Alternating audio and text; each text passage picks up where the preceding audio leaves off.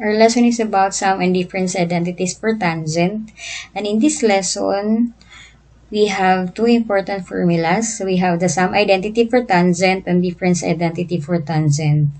In sum identity for tangent, we have tangent alpha plus beta, and that is equal to tangent alpha plus tangent beta all over 1 minus the product of tangent alpha and tangent beta, wherein tangent alpha times tangent beta should not equal to 1. And in difference identity for tangent, we have tangent alpha minus beta, and that is equal to tangent alpha minus tangent beta all over 1 plus the product of tangent alpha and tangent beta, where the product of tangent alpha and tangent beta should not equal to -1.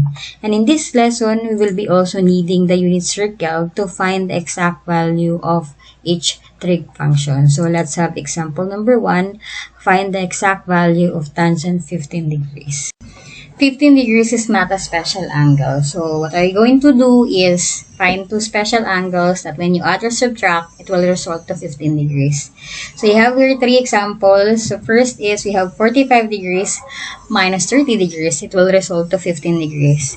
Next is 60 degrees minus 45 degrees. And third is we have 135 degrees minus 120 degrees.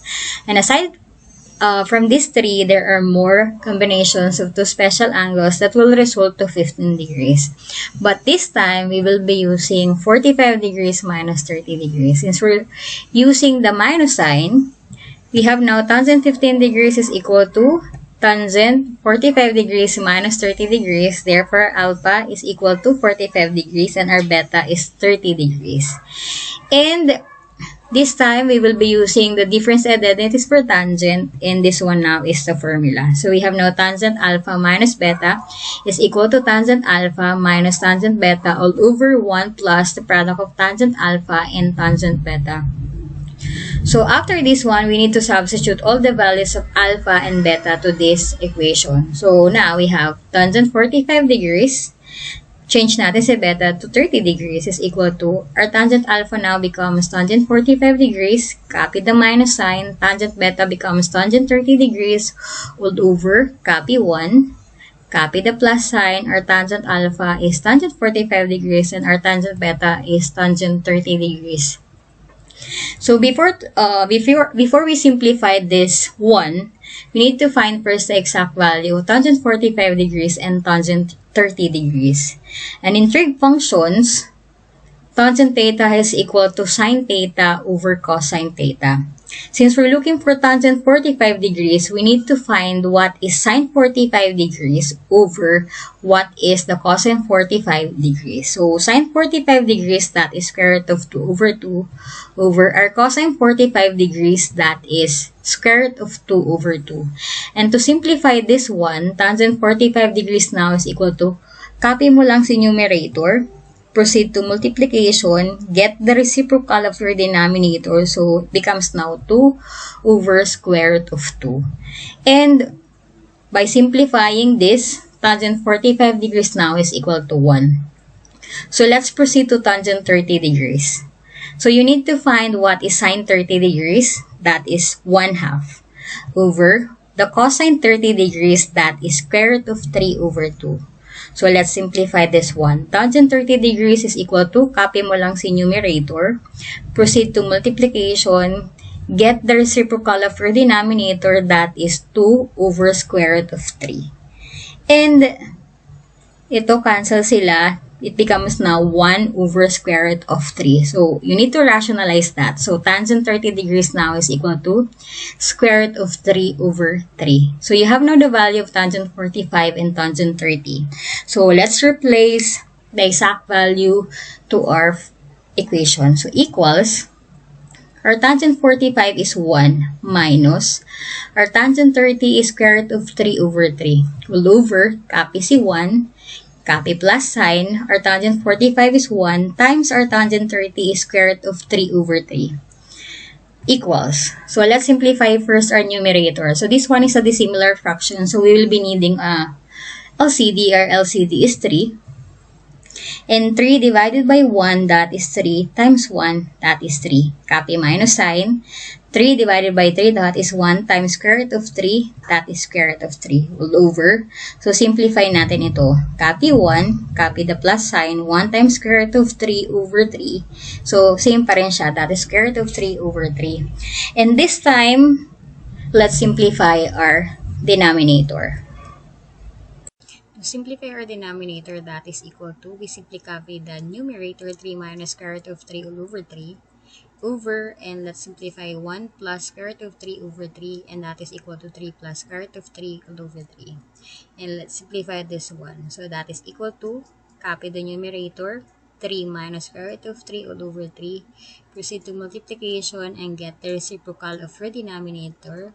So it becomes now 3 over 3 plus square root of 3. And this time, cancel natin ang 3.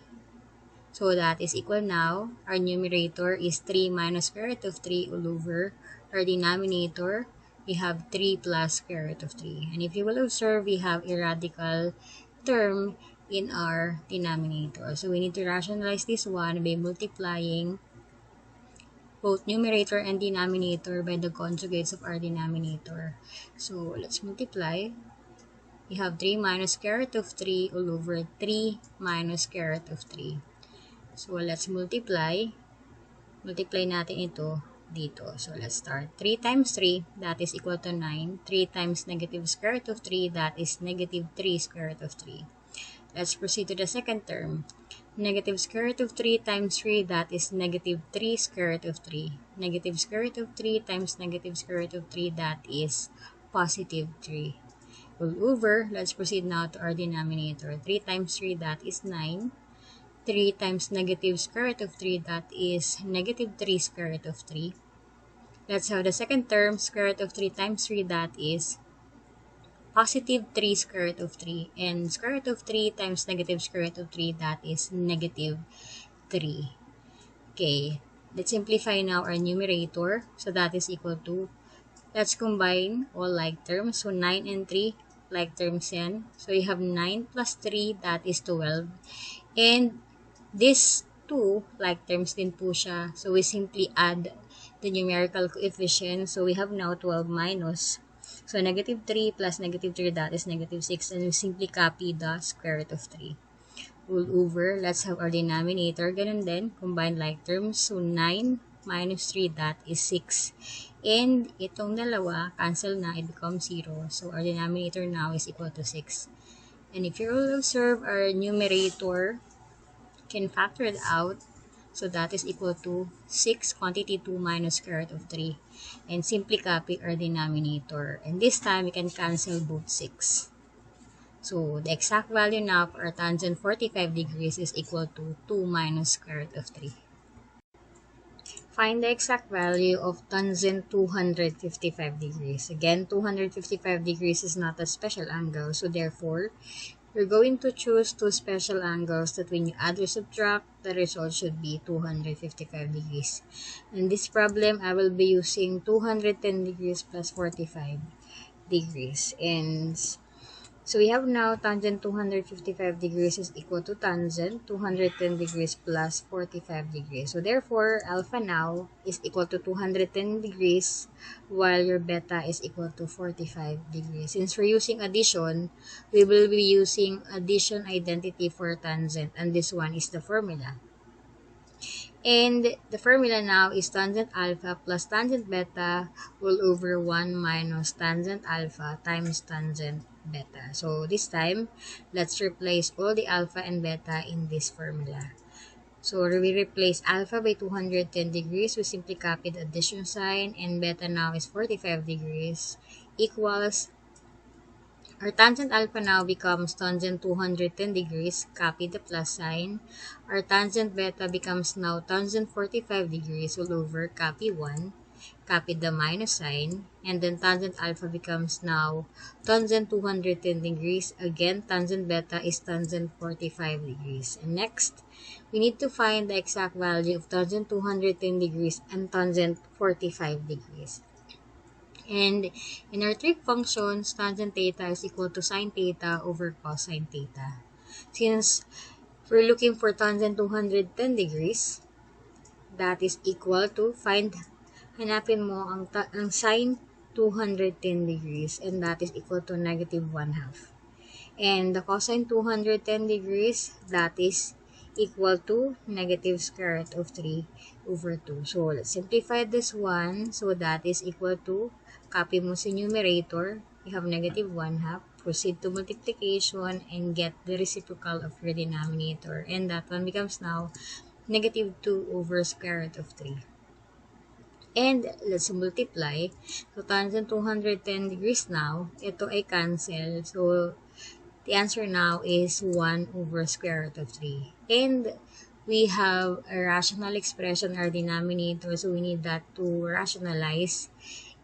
To rationalize that, we multiply numerator and denominator by square root of 3. So, ito na yan. And simplified, tangent 210 degrees now is equal to square root of 3 over 3. So, we're done with tangent 210 degrees. Let's proceed to tangent 45 degrees. So, tangent 45, let's find sine 45 degrees. That is square root of 2 over 2. And our cosine 45 degrees, that is equal to square root of 2 over 2. So, let's have the fraction bar. Let's simplify this one. So, that is equal to, copy the numerator, proceed to multiplication, and get reciprocal of your denominator. So, that one becomes 2 over square root of 2. And to simplify this one, so tangent 45 degrees now is equal to 1. Since we have now the value of tangent 210 degrees and tangent 45 degrees, we can now use that to our formula. So, substitute natin. Our tangent 210, replace natin yan in square root of 3 over 3. Copy the plus sign. And tangent 45 is equal to 1. So, that is plus 1 all over. Copy 1. Copy the minus sign. And tangent 210, again, that is square root of 3 over 3 times tangent 45. And that is equal to 1. So, ayan na. So, first, let's simplify our numerator. That is equal to, so this one, we'll be needing the LCDs. LCD for this is 3. And 3 divide 3, that is 1 times square root of 3, that is square root of 3. Copy the plus sign. And 3 divide 1, that is 3 times 1, that is equal to 3. All over. So, ito ang simplify muna natin. Copy 1, copy the minus sign, and when you multiply this 2, the final answer is square root of 3 over 3. And after that, this time naman, let's simplify our denominator bago tayo mag-simplify ng buo. So, again, copy natin ang numerator natin.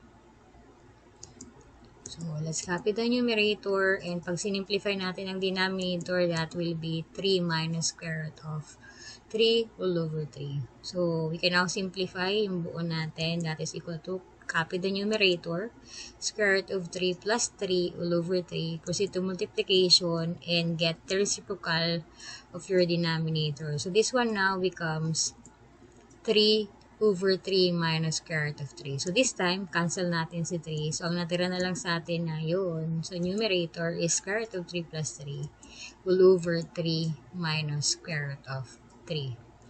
So, this time, we have a radical expression. So, yung pang second term natin dito ay may radical. So, therefore, we need to rationalize this one. And to rationalize this one, we need to multiply both numerator and denominator by the conjugate of our denominator.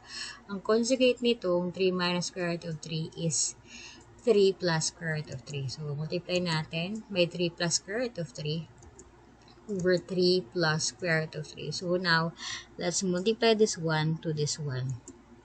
So, square root of 3 times 3, that is 3 square root of 3. 3 times square root of 3, that is plus 3. So, let's have the second term. 3 times 3, that is positive 9. And 3 times square root of 3, that is positive 3 square root of 3. So, let's proceed to, so all over, let's proceed to our denominator. 3 times 3, that is 9. 3 times square root of 3, that is positive 3 square root of 3. Let's have the second term, negative square root of 3 times 3, that is negative 3 square root of 3. And negative square root of 3 times square root of 3, that is equal to negative 3. Okay, this time, let's simplify the numerator. So, combine lang natin ang like terms. Ito sila like terms, tapos ito sila like terms naman. So, let's have the whole numbers.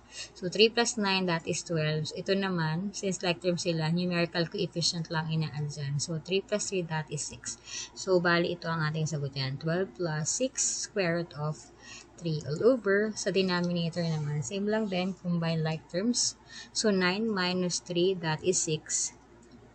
And these two, magiging 0 na yan. So, our denominator is 6. And if you will observe, yung ating numerator is factorable. And this one, that is 6, quantity 2 plus square root of 3. And we simply copy our denominator. And this time, we can cancel both 6. And the exact value of tangent 255 degrees now is 2 plus the square root of 3.